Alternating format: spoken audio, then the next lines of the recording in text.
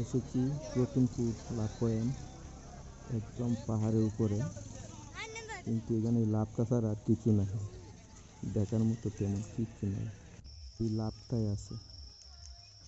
চা বাগানের ভিতরে আছি, এখন হাঁটতে হাঁটতে চলে যাব রতনপুর লাভ পয়েন্ট।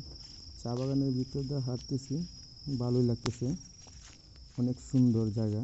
চা বাগান দেখতে ভালোই লাগে।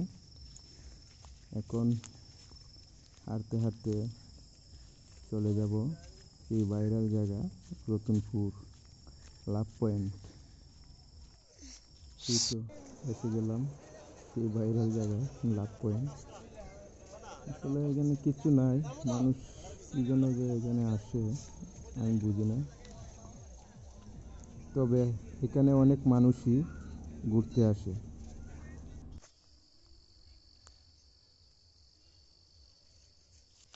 চলে আসলাম লাভ পয়েন্ট থেকে, এখন চলে যাব বাসায়।